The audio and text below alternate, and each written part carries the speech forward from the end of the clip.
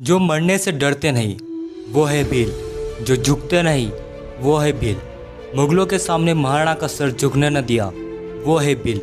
जिन्होंने देश में गणतंत्र स्थापित किया वो है भील। जिन्होंने भारत पर राज किया, अरब, तुर्क, मुगल और ब्रिटिशों को हराया वो है भील। शौर्य और बहादुरी से पूर्ण इतिहास रहा है भीलों का। इसलिए दोस्तों जानते हैं देश की एक बेहद ही खास जनजाति भील के बारे में। भील भारत की प्राचीनतम जनजाति है। इस जनजाति ने शोधकर्ताओं ध्यान अपनी ओर खींचने का प्रयास किया है। भीलों का इतिहास बेहद ही गौरवशाली रहा है। भील का अर्थ भील यानी तीर कमान होता है। भील वैसे तो भारत समेत पाकिस्तान और बांग्लादेश के बॉर्डर तक बसे हुए हैं, लेकिन भीलों की आबादी मध्य प्रदेश, गुजरात, राजस्थान, महाराष्ट्र और आंध्र प्रदेश में ज़्यादा है। भील लोग भील भाषा बोलते हैं, लेकिन वे अन्य भाषाएं भी किसी क्षेत्र के अनुसार बोलते हैं। हम इस वीडियो में भील इतिहास, भीलों की वर्तमान परिस्थितियाँ, कला, संस्कृति, भीलों की समस्याएं और उनकी मांगें आदि के बारे में जानेंगे। इसलिए दोस्तों वीडियो समाप्त होने तक आप हमारे साथ बने रहिएगा। भील इतिहास। भील भारत की बेहद ही प्राचीन जनजाति है। इतिहासकारों का मानना है कि भील जनजाति की उत्पत्ति भारत में ही हुई है। प्राचीन समय में भील अन्य जनजातियों की तरह कबीले में ना रहकर स्वतंत्र रूप से एक शासक के रूप में देश के कई क्षेत्रों पर शासन किया। भीलों ने सदियों पहले ही भारत में गणतंत्र व्यवस्था स्थापित कर ली थी।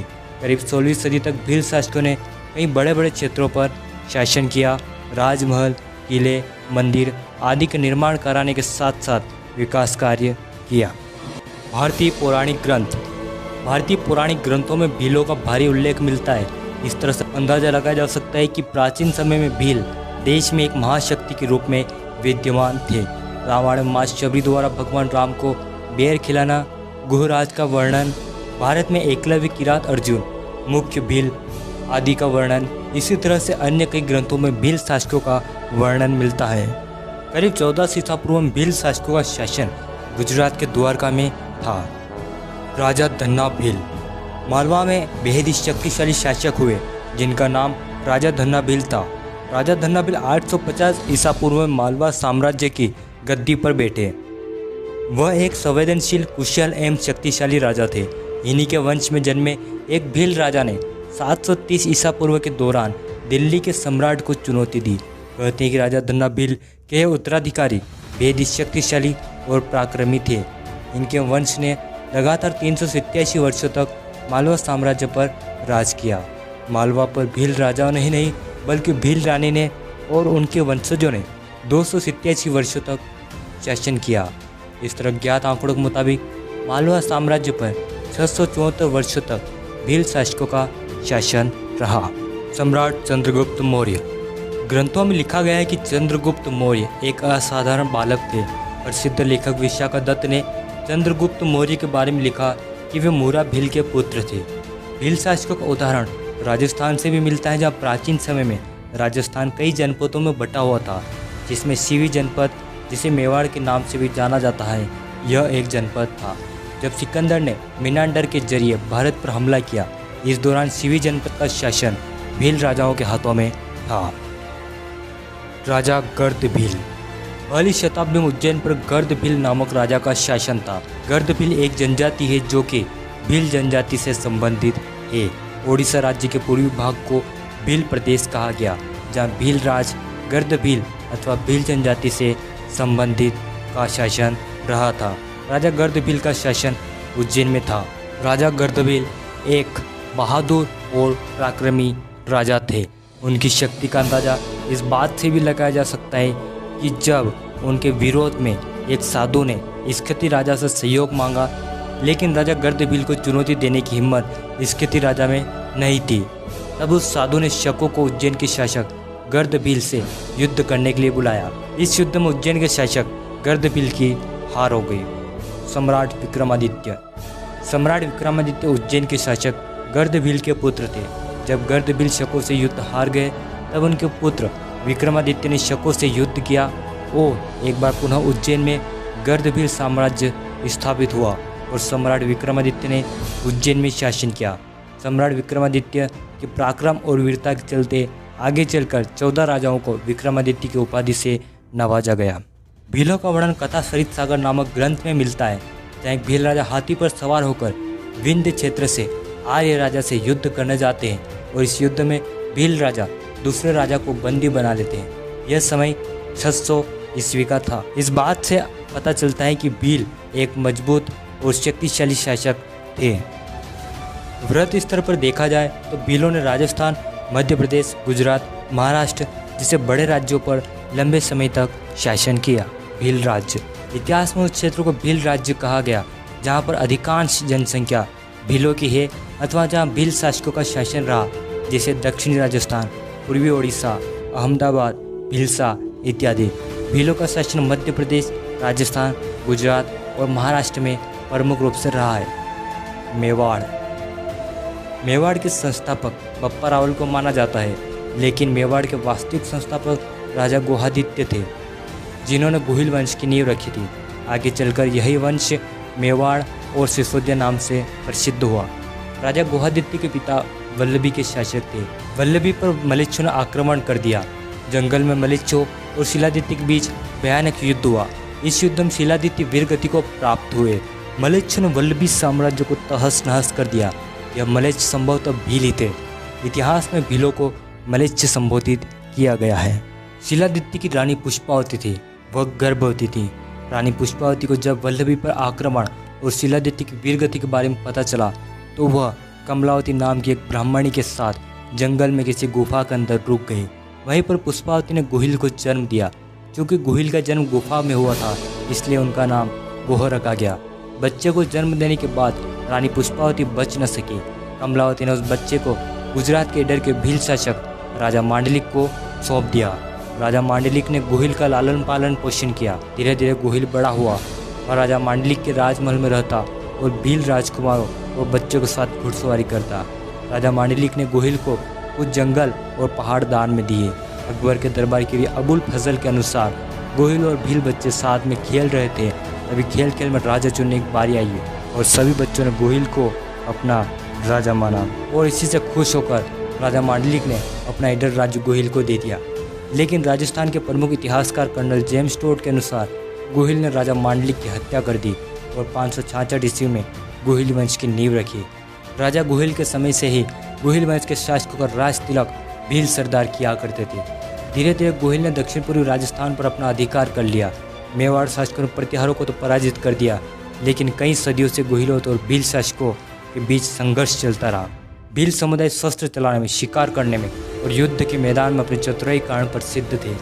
गुहिल वंश के चौथी पीढ़ी के शासक नागादित्य का व्यवहार भील समुदाय के साथ अच्छा नहीं था। इसी से भीलों के बीच नागादित्य की छवि खराब होने लगी। भीलों ने नागादित्य के साम्राज्य पर हमला बोल दिया।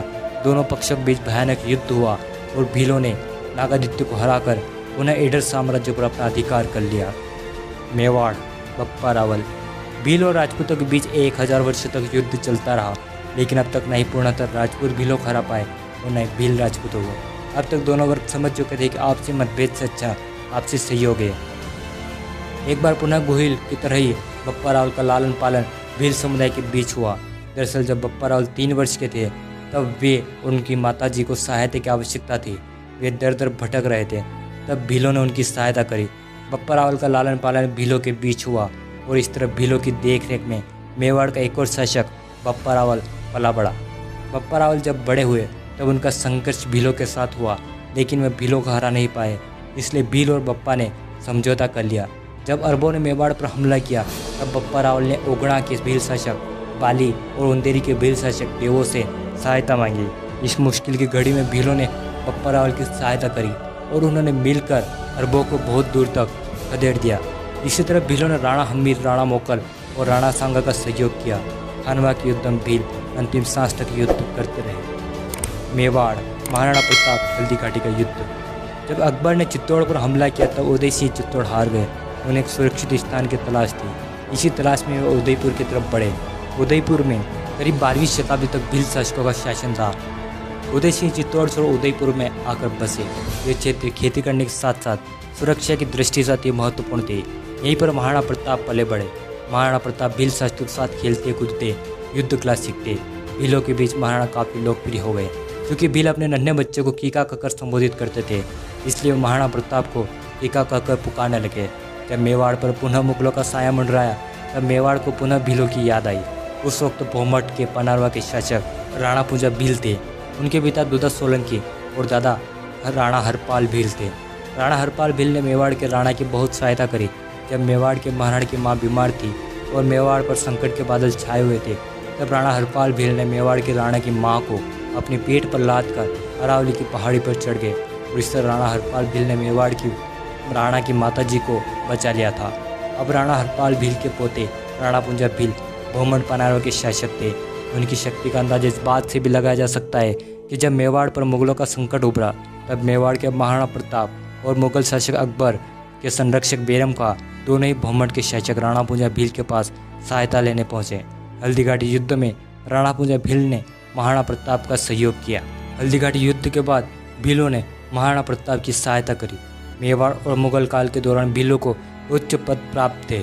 उस समय भीलों को रावत, भूमिया और जागीरदार कहा जाता था। वे व्यापारी लोगों से कर वसूलते थे और गांवों की सुरक्षा करते थे। वे एक प्रकार से राज्य के रक्षक बन गए थे। मराठा शासक वीर शिवाजी के किलों की सुरक्षा का जिम्मा भीलों के हाथों में था। पानीपत के तीसरे युद्ध में इब्राहिम खां गारदी संभवतः भील थे। मराठों ने जब मेवाड़ पर आक्रमण किया, तब भील मेवाड़ के साथ खड़े थे। जब सदाशिवराव ने डूंगरपुर पर हमला किया, तब भीलों ने उसे बुरी तरह पराजित किया। भील विद्रोह और ब्रिटिश। भील शासकों का शासन करीब 16वीं सदी तक चलता रहा। इस दौरान उनका सामना प्रमुख रूप से राजपूत, मराठा और ब्रिटिश से हुआ। लेकिन आश्चर्य की बात यह है कि देश के मजबूत शासक माने जाने वाले इन तीनों में से कोई भी भीलों को पूर्णतः पराजित नहीं कर पाया। जब मराठा ब्रिटिश से हार गए, तब सतपुड़ा की पहाड़ी पर रहने वाले भीलों ने विद्रोह शुरू कर दिया। उनके नेता थे Indian robin hood Tatya Bhil. Tatya Bhil ने प्रमुख रूप से अंग्रेजों का विरोध किया। तात्या भील के अलावा भीमा नायक, खाजा नायक, दशरथ, सरदार हिया भील प्रमुख थे। मानगढ़ की पहाड़ी पर गोविंद गुरु और मोतीलाल तेजावत की अगुवाई में भील विद्रोह हुआ, जिसमें 1500 भील शहीद हुए। 1857 के आसपास भीलों ने कई विद्रोह किए। इन विद्रोह को दबाने के लिए Mewar Bhil corps, Malwa Bhil corps, Khandesh Bhil corps, पचमल भील कोर जैसी सेनाएं बनाई गई। मालवा भील कोर के केवल 20 सिपाही ने अंग्रेजी सेना को एक युद्ध में खदेड़ दिया। इस तरह डांग के 5 भील राजाओं ने भी अंग्रेजों को घुटने टेकने पर मजबूर कर दिया। अंग्रेजों की बेहद कोशिशों के बाद भी वे डांग पर कब्जा नहीं जमा सके। भील संस्कृति। भीलों के पास समृद्ध और अनोखी संस्कृति है। पितरा पेंटिंग, घूमर और गौरी आदि भीलों की पहचान है। मंदिर। नील माधव, भादवा माता, जालपा माता, शबरी माता, एकलव्य, आमजा माता और जटाऊ शिव मंदिर का इतिहास भीलों से जुड़ा रहा है। किले। भील शासकों ने अकेलगढ़, मांडलगढ़, भुराईगढ़, मनोर थाना आदि किलों का निर्माण कराया। राजा बादशाह भील का महल बांसवाड़ा में स्थित है। इसी तरह ईडर में राजा मांडलिक के राजमहल होने का उल्लेख मिलता है। हिंगलाजगढ़ में गोत्री भील की हत्या हुई, यह उल्लेख इतिहास में मिलता है। वर्तमान परिस्थिति। भील वर्तमान में कृषि पर निर्भर है। कुछ भील जंगल पर निर्भर है और अपनी पहचान बनाए हुए है। इतिहास से अब तक आते आते भीलों में कई वर्ग और उपशाखाएं बन गई है। भीलों की मांग। भील जनजाति की कई प्रकार की मांग है। प्रमुख रूप से भील देश में भील रेजिमेंट चाहते हैं। भीलों की मांग है कि उनकी एक रेजिमेंट बने जो देश की रक्षा कर सके। इस मांग को पूरा करने के लिए वे समय समय पर सरकार से गुहार लगाते हैं। दूसरी प्रमुख मांग एक भील प्रदेश बनाने की है। भील चाहते हैं कि राजस्थान, मध्य प्रदेश, गुजरात और महाराष्ट्र का भील बाहुल्य क्षेत्र को भील राज्य नामक राज्य बनाया जाए, क्योंकि आज़ादी के बाद भी भीलों का और अन्य आदिवासियों का सही से विकास नहीं हो पाया। दोस्तों, भीलों के बारे में इंटरनेट और किताबों से जो जानकारी प्राप्त हुई वह इस वीडियो में बताई गई है। उम्मीद है आपको वीडियो पसंद आया होगा। कमेंट में बताएं कि भीलों के बारे में आपकी क्या राय है। इस वीडियो को अधिक से अधिक लाइक और शेयर करें। आप हमारे चैनल पर नए हैं, इस चैनल को सब्सक्राइब कर ऑल नोटिफिकेशन चालू कर लें। आपका कीमती समय देकर ये वीडियो देखने के लिए धन्यवाद।